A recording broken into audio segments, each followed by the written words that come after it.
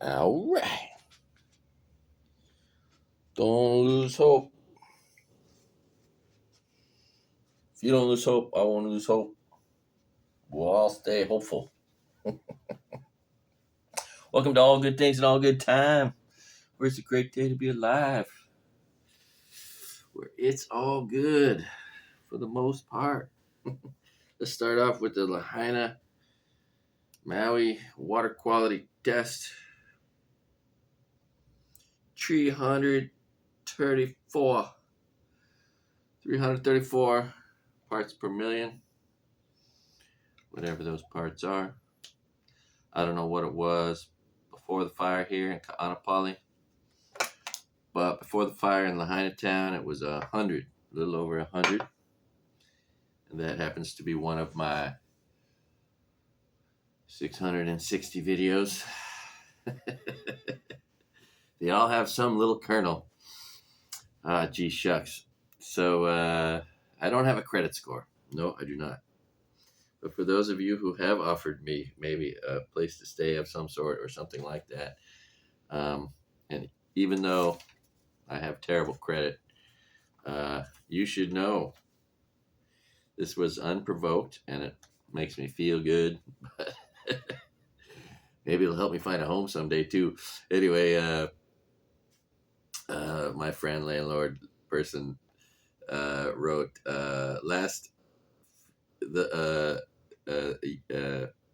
for years he has been an excellent tenant, always paid on time, friendly, and considerate. I tell you what, anyway, that's what someone else said about me. Person I pay rent to, who's also a friend. So anyway, I thought that was really nice, and since I have no credit score, that's the best thing I got going for me.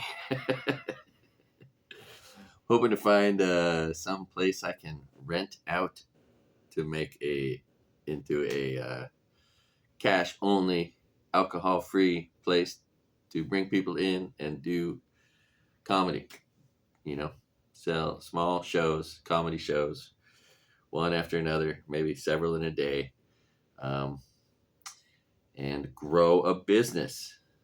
Hopefully, making people smile and laugh. Right? Doesn't that seem like it's what I should do? I hope I'm not cutting my head off like I've been doing. I'm a work in progress. You know, it's funny. I think my grandpa was too, but he made all these movies, videos, if you want to call them that, and you can see how he edited things, and it's in some cases had people pose, or he would set up for a shot and wait for something to go by, like the dog sleds of New Hampshire. Anyway, so I have, and he over edited essentially in many cases, right? Like I have footage I haven't shown you yet of a Yankees game during World War II in color, but it's like all the action parts of the game, which is like 60 seconds, right? Because there isn't a lot of action in a baseball game. Every time there was a hit, he got it, which was like,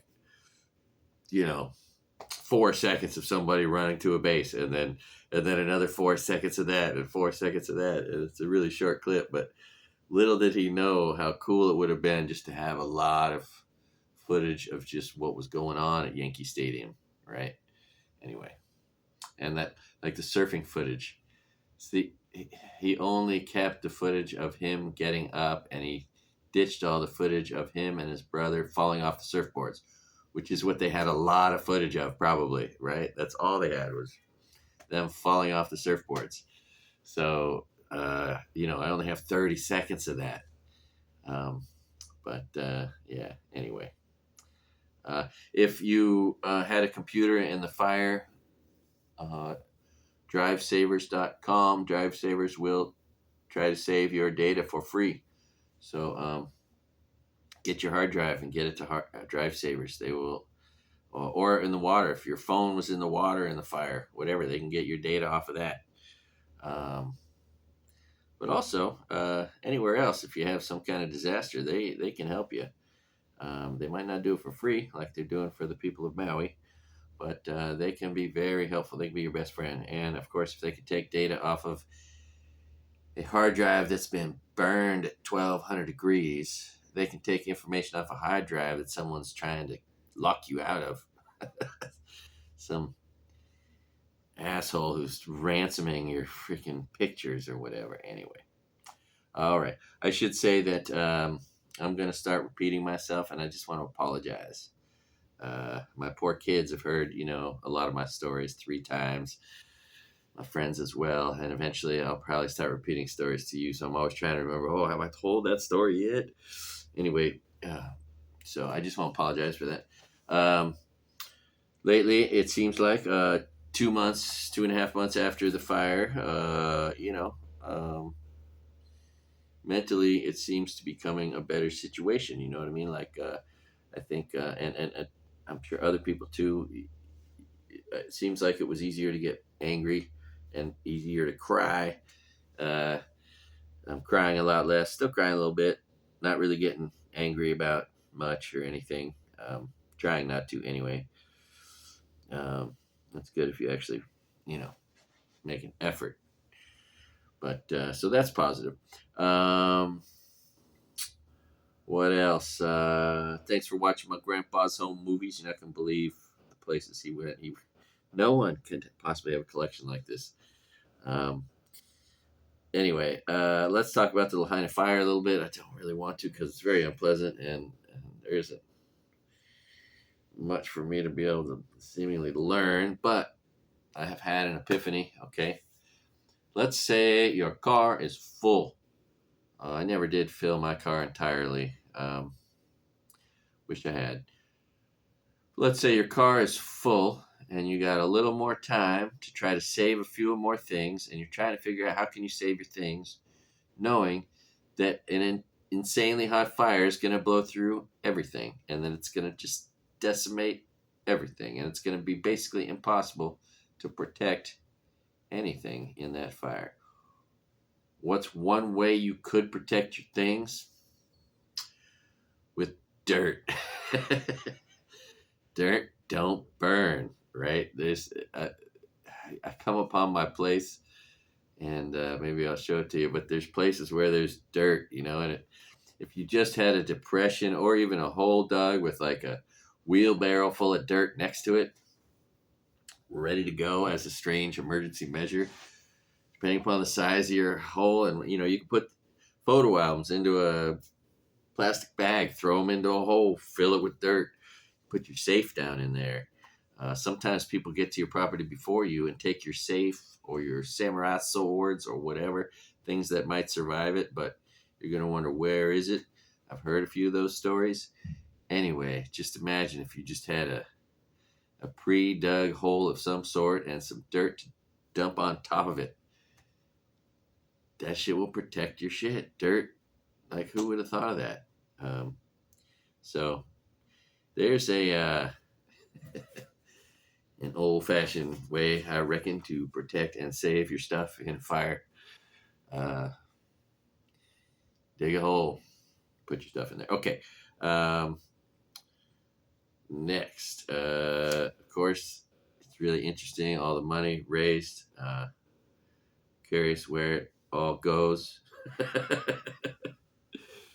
I'm sad. Sadly, I missed out on the Oprah money. I didn't qualify. She denied me, and then gave me 48 hours to get some other documents to her, and then after that, it all shut down, closed down, timed down. So it's okay. It seems like just about everybody else got that money, and that's the weird thing. It'd be interesting to see a spreadsheet of the haves and have-nots. Right, every person, all the money they have either did or didn't get. Did you get unemployment or not? Did you get the money from the Red Cross? Did you get money from FEMA?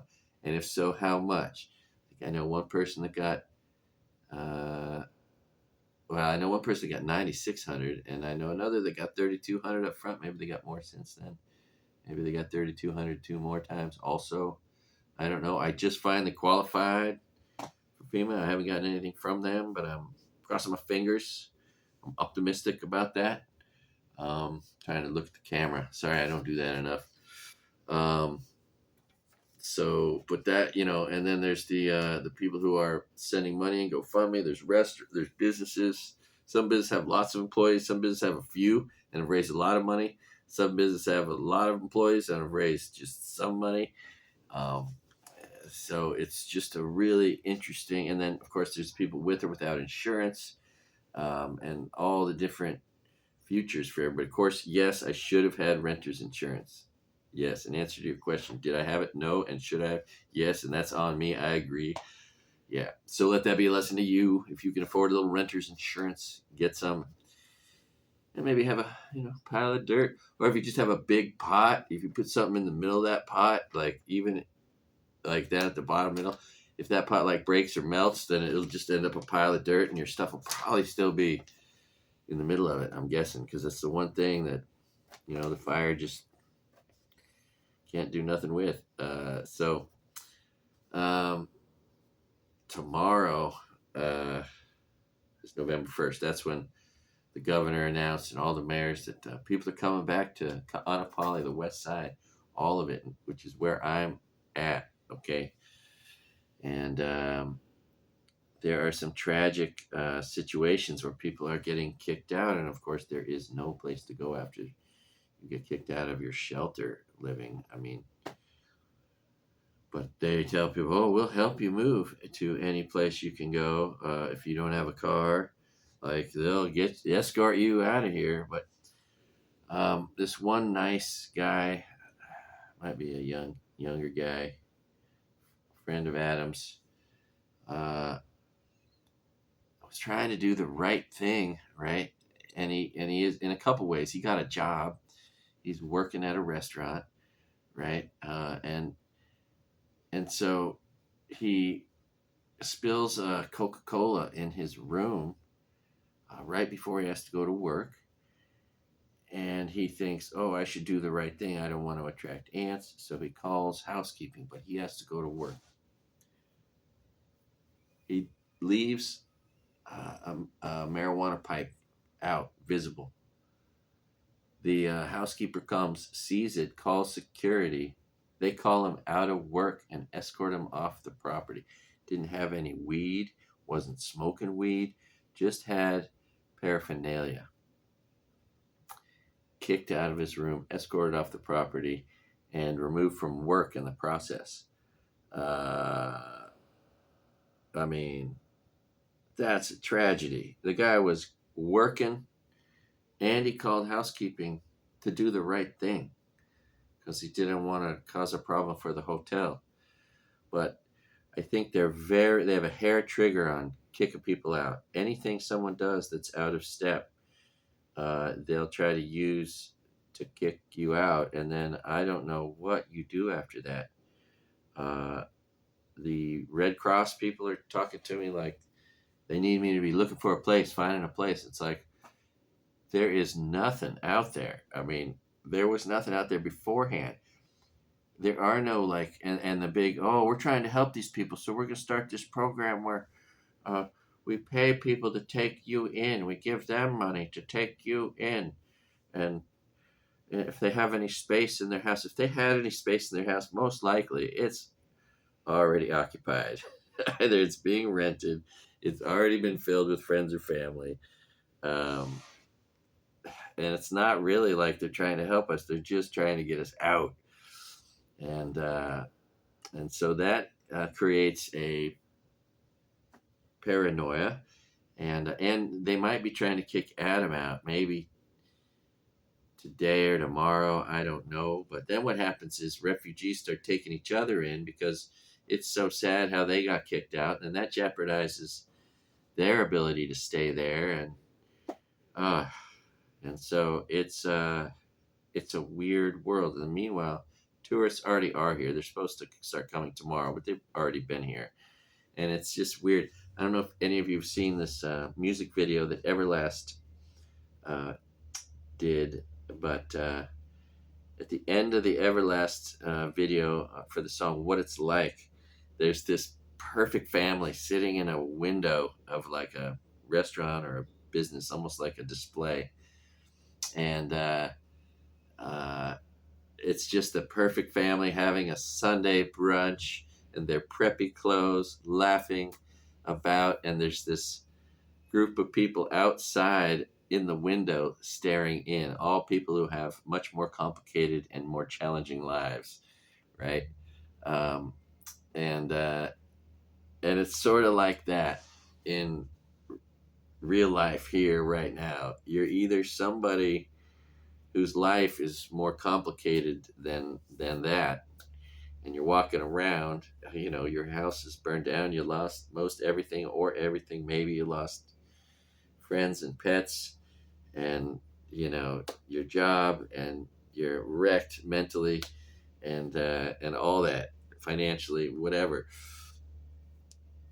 um, and you're walking around and you're just seeing people just happy-go-lucky because they're here on vacation, and which they should be. And so it's just a weird, you know two different lanes. There's just two different lanes here. So, and then the people are told, hey, like we're zoo animals, don't talk to them about it, don't ask them about it, leave those people alone. It's which is weird. Everything is weird. And then, of course, we're not allowed to film or take pictures here anywhere, because for privacy reasons. We're all wounded, and we don't want to be exploited and all that. But do those same rules apply to the tourists, and are they going to think that that's okay? Because I think there's certain rights people have to film in public places. So that's an interesting side note, right? So yeah, and then the people I see them escorting out or kicking out. Where are they taking them? Where are they going? They did get all the people out who were previously unhoused. If they were homeless before, they seem to have figured out how to separate them out and take them to some other place, maybe a shelter. Of course, there's these places where there's like resource centers, and um, perhaps people are putting themselves, if they're like homeless or they've recently become homeless, they might put themselves somewhere near that so they can get at those resources consistently. I don't know. I don't know what's going on out there. Everyone feels differently about all this. Some people are angry. I don't really want to go to work right away. As soon as I start feeling like I need to, I'll probably just drive Uber to keep my freedom for a little while longer. Drive Uber, maybe Lyft. Um, Eventually, I'll start at the places I like to work at the most. Maybe start looking for a casual job um, at a hotel that I really really want to work at, and start that process. Because once you're at a really good hotel for 6 months, then you can apply for any other job. So I might try to get a casual job. Of course, I still have to get paperwork. I've started the process with Social Security. I got to start working on a birth certificate, and then I can finally actually get a job, I think. Um, but some people's big place of business are still going, and they've just kept working, even though maybe they lost everything. So that's interesting and its own challenge for them. Everyone's got their own story and feelings. But all I know is it's weird. It's all really weird. I'm in a hotel at the beach for free, getting free meals. There's tourists walking around happy as heck. It's hard to be happy even though I'm in this idyllic situation. Like I used to joke around that I hope heaven is exactly like this place, Maui. You know what I mean? It's just so wonderful in so many ways.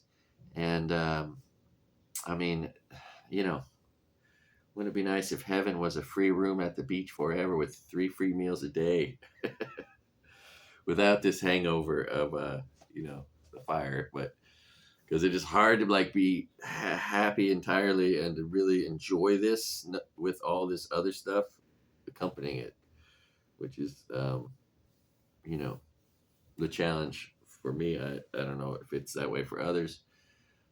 And then there's a lot of us now that are haves and haves nots as far as like having a place and aren't. I'm sure I would be jealous of me if I was out on the street, and then people who have places are probably jealous of people who still have homes. Maybe, I don't know. I wonder, what sort of thoughts are out there. Heard some crazy things about the day of, about a guy kicking down a cop so that people could drive through, about someone driving through and getting shot to death. I don't know what happened because I didn't read any newspapers. I haven't heard. Just finally hearing the news every day, and they really don't talk about much.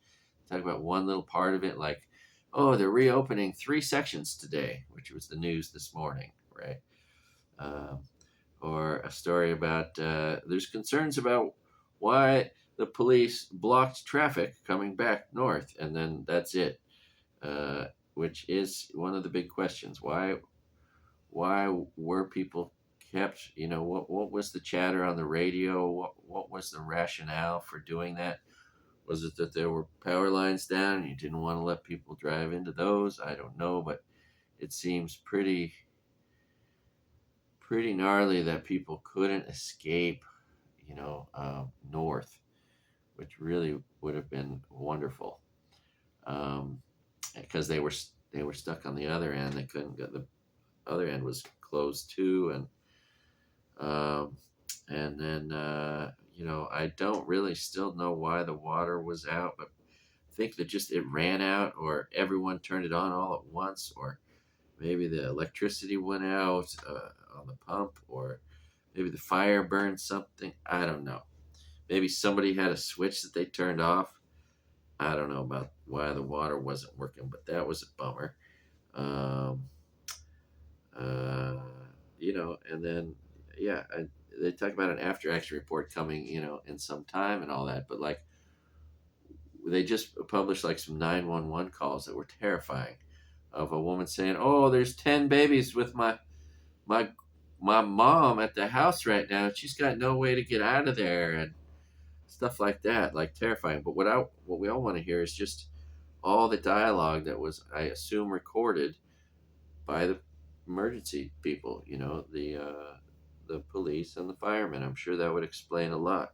Their actions, their rationale for doing it. I'm sure it's all right there, right? Like, so, yeah. And then I heard that it hasn't been ruled out that maybe someone started the fire. But I mean, there are fire investigators that figure that out. I don't want to just assume that. I mean, there were power lines down everywhere and all this dry grass everywhere. And I mean, um, you know, uh, yeah. But Jimmy Dore's been covering this. He's got his own channel just devoted to the fire, which is interesting. Should I join a lawsuit? I might. Um, that would be interesting. It'd be really interesting if I actually got paid anything to recover my losses. That would be just amazing. Not something I assume to get or expect to get or feel like I even necessarily deserve it, but if it were possible, how could I say no to that, right? Um, what else? It's as if they expect it to be easy for us to look for and find housing, right? Like the Red Cross guys, like, oh, people are finding gems. You just got people who aren't looking aren't finding it, and I got friends out there looking hard, and they're just like, oh god, prices are ridiculous, and I don't want to take on a lease that I can't afford, or even down the road that I won't be able to afford, even if someone supposedly might help me, but I don't know. I mean, there's programs to help people with rent, but will I get any of that money? I have bad credit, so would anyone even lease to me? Um, uh, but yeah, without a job that pays real well, I don't want to take on some ridiculous lease on a place I can't actually afford. Uh, so it's all weird, and I'm sure these are the thoughts of others. And wouldn't it be great if there was some effort to just build some good, maybe temporary, maybe long-term housing? Like I said, maybe mortgage it off to people with jobs at cost. You know, $60,000 homes with a mortgage of $500 a month. We could do that everywhere in the country, not just here, right? Let's celebrate all the people that work and not try to make a profit on the house we build for them and mortgage to them, right? No need for good credit. You got a job, come on down, we'll get you in a house. We got a lot of people that work hard and that will pay that mortgage. And then, of course, if you become someone who owns a little house, you do everything better. You take care of your family better, yourself better, your garden better, your car better. You're better at everything. It's good for people, right? And we can do that for everybody. So what else? What else? Yeah, I hear if I mention famous people, it'll be good for my channel. It'll hit algorithm thingies. So maybe I'll mention some more famous people. What else? What else? Assistants. Yeah, I think I mentioned that already. Okay, so what else? That's a lot of that stuff. I got a quick story.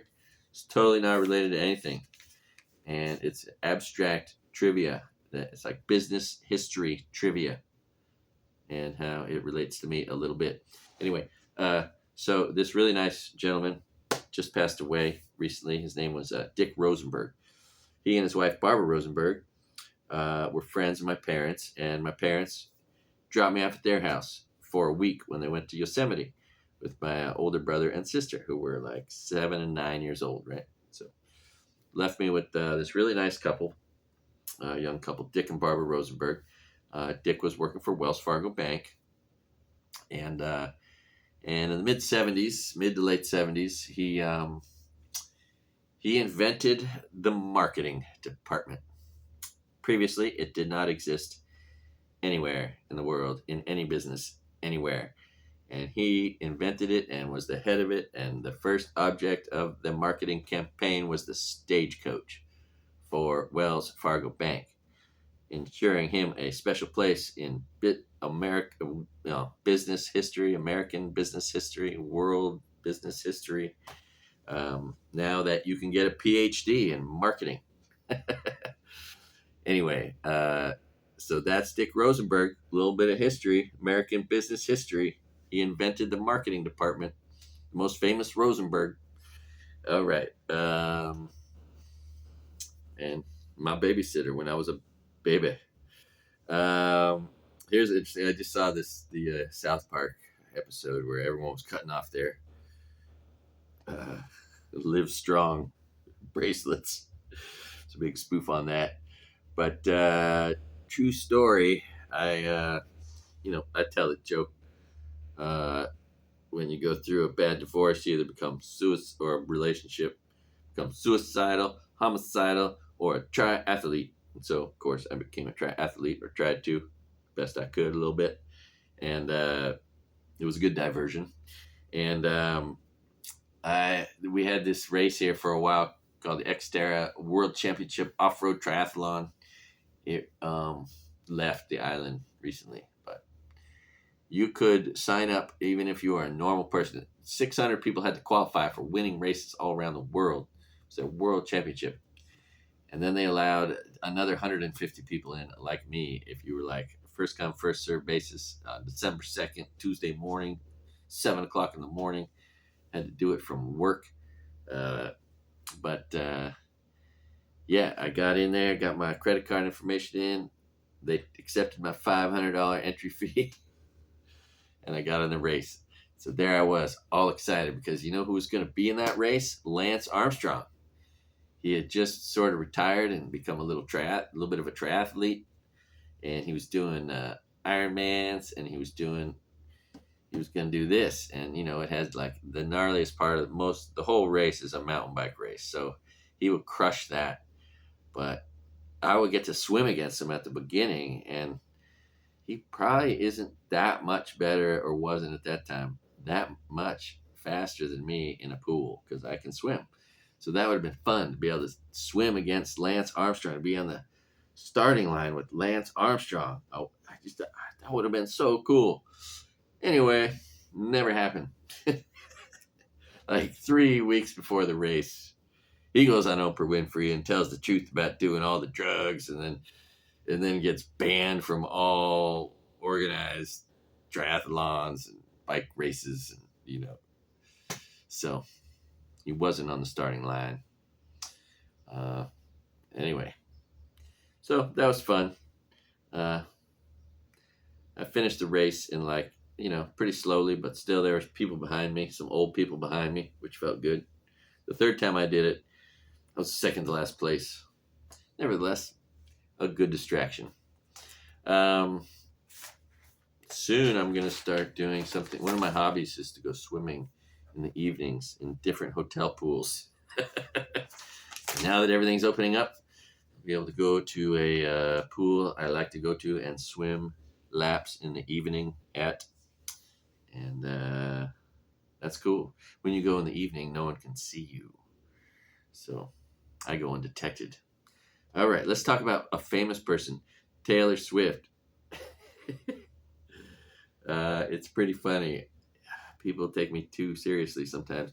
In my fantasy football league, there's this little dialogue on my phone, and I was watching the Kansas City game, and Taylor Swift was in the stands with Patrick Mahomes' wife, and they were all becoming buddy, and that was really cool. And I chimed into my fantasy football league, "Go Taylor Swift, go!" And everyone just presumed I was a Taylor Swift fan. Who's the Taylor Swift fan? And then, like, do I really gotta say just kidding or whatever? Anyways, I think there's a story coming up about how Patrick Mahomes' brother is kind of like a attention vampire, right? And an energy vampire. He's gonna try to, get in there with Taylor Swift as much as possible, get as much of her attention as possible, and become as much of a fan with her as possible. Because, yeah, he's kind of been a distraction for Patrick Mahomes. And that's not a story that's been talked about yet, but I suspect it will be. It's funny, like I said, people take me too seriously sometimes. So if you live in Hawaii or someplace where it's warm, and if you live by yourself, you might not always have clothes on, okay? And so, in places where people walk around their house naked because it's just a warm place to live, it's not entirely unusual for people to just be naked at home. Okay, so that's separate from the other thing, right? Which was I was thinking about my buddy and gave him a call. So, but I put those two things together. So I call my friend Sean, and I'm like, "Hey, bro, how you doing?" He's like, "What are you doing?" I said, "Oh, I'm just standing here naked, thinking of you." He's like, "Oh, gross, dude. My girlfriend's right here. She just heard that." Like, oh. I'm like, "Oh, sorry," but I figured it would sound kind of funny because those two things were true, although they weren't related. But anyway, just kidding. Anyway, I do have some thoughts. I'm not going to go through it right now because you've already hung in here long enough. 33 minutes. I got a timer. It's the first time I started this new thing. I got a timer, so try not to go too long. But yeah, I got a whole 6-point plan on how to attack gun safety. We'll talk about that another day. I got a forever joke, kind of. I mean, hopefully you'll think about this later when the moment arises. First of all, I don't know if you saw the news, but this is really a news story that smelling your farts is good for you. I know, sounds gross, but it's also very funny and just true. Like, what a thing to hear in the news. But anyway, on a related topic, I wonder. This is a deep thought, also like a Jack Handy style deep thought. Like, have you ever wondered, like, when you're driving, let's say you you got a friend in your car and his nickname is Carcass. My friends and I have a friend nicknamed that, and that's because he doesn't smell very good sometimes. Like, he smells really bad. And so, what if Carcass is in your front seat of your car, and he stinks up your car, right? And your car is now full of smell. Or maybe he's just driving by himself. Anyway, if he rolls down his window, or you do because you're with him, and all at once that leaves your car, could you infiltrate the car behind you with that fart? Could you fart on the car behind you if they're like tailgating you? I'm just saying. Wouldn't it be nice to know it? Because, I mean, you could smell the guy's cigarette in the car in front of you, you know? Is it possible to fart on the car behind you? I know that's a very deep question. It's one you might just think about moving forward, because there might just be a moment in your life when someone farts in a car. And then I thought, oh, what if like Batman had like fart spray on the back of his car? That would be interesting, you know? Like, what a great defense against somebody tailgating you. Provocative. All right.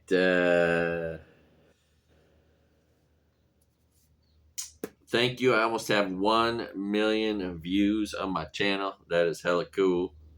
Hella cool. It's a good milestone. Figure. Yeah.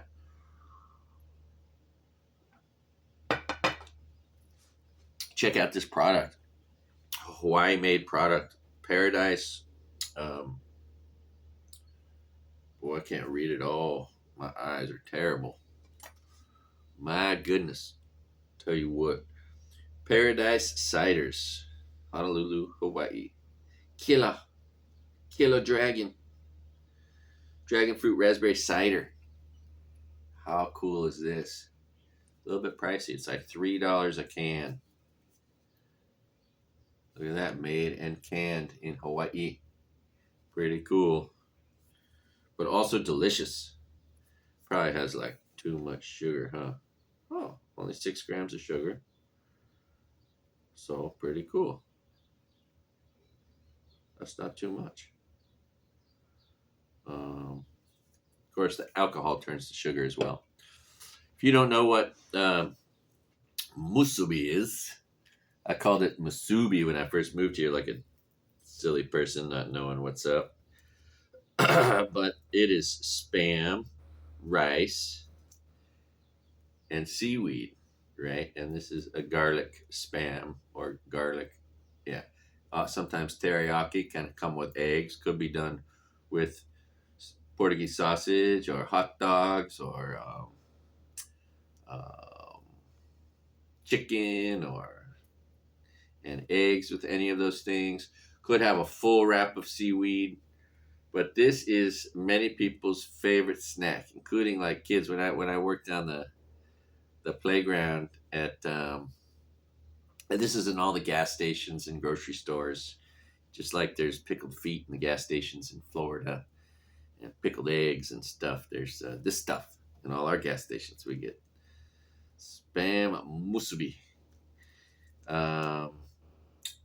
Who knew it would be good? Like the salt in the Spam is, and then combined with the flavor from the seaweed with the texture of the rice, it's like a whole meal. But I was working at an elementary school, and at Camp 3, place that burned down. I used to work as a substitute special ed teacher. Anyway, I'll never forget seeing a bunch of kids eating lunch, little like 3rd graders, and one kid pulls out his musubi, and all the other kids are like, "Oh, I wish I had your lunch." And I just thought that was just classic, like local kids, like what they would say in the event that this happened. You know, it was just great. And that explains Spam Musubi at its best. You know, it's every kid's favorite snack. But then and then they grow up just liking it. You know what I mean? Then this is interesting. I thought it was the greatest thing ever at first. I was like, oh, look at these raisins, watermelon flavored raisins. Woo. Coolest thing ever. And then you read the label, and the preservative is sulfur dioxide. If you don't know it, with lava, right? With lava comes sulfur dioxide, this poisonous gas that comes out of the volcano here. Where the lava comes out is sulfur dioxide comes out too. and it's really bad for you, especially if you're young or old, but have any respiratory sensitivities. Um, when it drifts over, and it fluctuates. It comes out of the Big Island in hugely different amounts at different times throughout the last 25 years I've lived here. At times, the whole volcano is like all sealed up, and then other times it's just spewing stuff and all that. So that's an interesting thing not a lot of people know about. Um, we are about almost 100 miles away here, but still, when the winds are dead and they can drift south, um, there's like a south wind. It'll come this way, and then people will think that they're getting a cold. Their eyes will burn a little bit. It might be a little sniffly as a result of the the volcanic um, fog. So yeah, or smogs. You know what I mean? Like I don't know what does OG mean? Old gangster, from the volcanic old gangster. No, from the Vogue. Anyway, um, whew, we are at 41 minutes. I feel like that's a good amount of time. I'll save this one for later and that one for later. And yeah. Uh, if I may leave you with some words of encouragement, do your best. Oh, if you've never done this is exciting. This is fun. Having been a competitive swimmer, water polo player, whatnot, if you've never put hydrogen peroxide in your ears, it's so fun. Right? All the stuff in your ears, it it bubbles in there, and then and it just feels great, tickles your inner ear, and then yeah. Anyway, if you've never put peroxide in your ears, it's totally safe, and it's a pretty good time. I highly recommend it if you like ear maintenance. And finally, Joe Biden, please legalize weed and make it okay for these people in their hotel rooms who have PTSD to smoke a little and not be persecuted for it, or even just possess a pipe. Anyway, um, yeah, I think the politicians, I think the governor, is really weary of the perception that they're kicking people out to bring tourists in, and that's really what is kind of happening. It looks like to some extent, and we'll just keep an eye on that. A lot's happening soon because tomorrow supposedly is when everybody comes back. And like I said, everyone feels differently about it. Some are going to be angry. Some are going to be happy about it. If you're a business owner, like the news this morning said, our business has dropped 53%. And so, there's going to be people whose jobs are things that they want to come back. If you live somewhere else on the island, you're not part of this crazy world over here per se. You might be relatively separate from it, and you just want to be able to make a living again. Um, and so there's just a lot of different sentiments out there. There's and then the west side. I mean, there's no way to not come over to this side and not see it all and whatnot. You know what I mean? Like they say, oh, anyway. So, um, yeah, how do the locals feel? Boy, different ways, different places. I don't want to serve you yet. I don't, I'm still trying to figure out how to get my life together, but I'm getting closer to it. But they also might, I don't know when they're going to kick me out. I don't know if I have 3 months or 9 months or 6 months or a week. Uh, they gave my friend like maybe 48 hours notice. Maybe he's getting kicked out tomorrow. He's not sure. They told him they'll find a place for him or something. So I don't know. I wonder if they're judging him differently or worse because his house didn't burn down, even though he got evicted like a week later and had like 48 hours to get everything out. So he's devastated. He's lost his job, but I don't think he's getting unemployment, and but he is getting Oprah's money. Anyway, it's all very confusing. So, if I may say, uh, just like Joe Biden said, don't. But I got other things to say. Don't gamble. Boy, are we shoving it down America's throat right now. If you're a sports fan, football, like we need to have gambling shoved down our throats. But yeah, if you weren't gambling enough on football, now it's being made real easy, and you're being encouraged to do it every other commercial, especially during a football game. I'm not allowed to do that here in Hawaii because we're an innocent little state that doesn't have gambling. Hopefully, we won't, and that protects me from myself, probably. So don't gamble. And also, I'm sorry for all you nice people out there who, everywhere you go, the state is shoving it down your throat at every gas station. All those lottery tickets, that's just gambling. It's not just a lottery ticket. It's gambling being shoved down your throat every time you get gas. Like, that's a temptation, and we succumb easily to that temptation. And I don't need it like in my face all the time. It'd be just nice if it was kept over there. It's one thing to like go to Vegas and then gamble because you're planning on it as part of a trip and you've got a certain amount, and that seems like it's controllable gambling in a way, Whereas, my God, I mean, when it's just in your face all the time, I'm lucky to know better and to not have any money to waste. I don't have any money to waste, so you people with money to waste, I guess, have fun. And it can just ruin your life. I mean, it's the cause of a lot of suicides out there, right? So, and then don't put stuff up your nose, don't pop pills, don't hang out with people who are violent. I got a story about that someday. That could be a big mistake. People who show violent tendencies are not people you want to associate with or spend time around. Might not, could turn on you someday. Don't get drunk, but if you do, don't drive. But yeah, drink. Just don't get drunk. Getting drunk is dangerous, right? And what else? That's the stuff to avoid if you want to have a good life. It's pretty simple.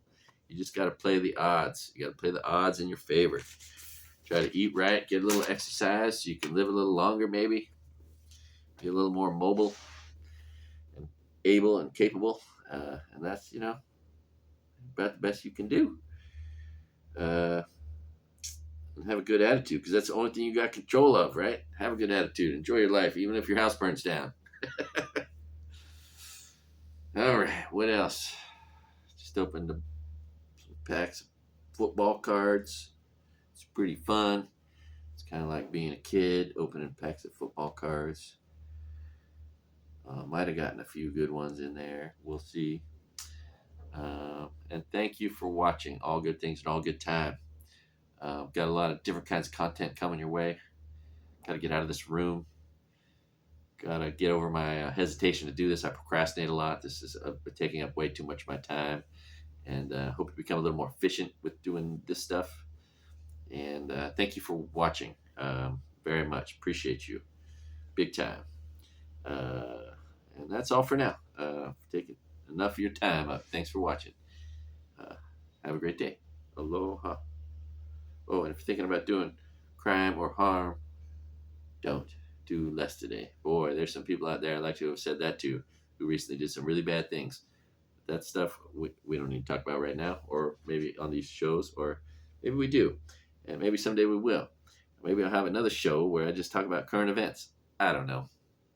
I'm still trying to figure it out. All right. Aloha. Ugh. Ugh.